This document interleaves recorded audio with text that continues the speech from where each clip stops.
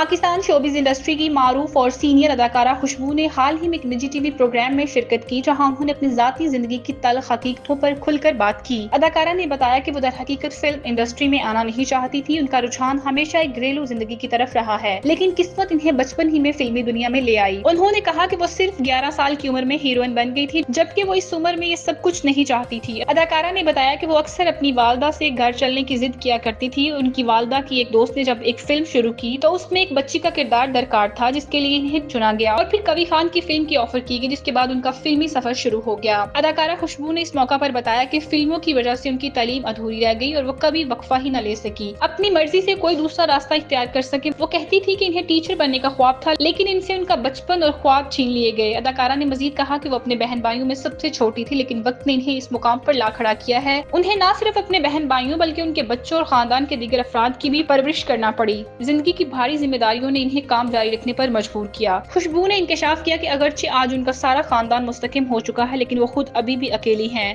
انہوں نے کہا کہ اپنے کیریئر کے دوران شہرت، دولت اور کئی لوگوں کا ساتھ پایا، لیکن ایک وقت آیا جب وہ تنہائی اور ڈپریشن کا شکار ہو گئیں۔ کئی مہینے وہ اکیلے ایک کمرے میں بند رہتی تھی، لیکن اب وہ اس کیفیت سے باہر آ چکی ہیں اور خود کو بہتر محسوس کرتی ہیں۔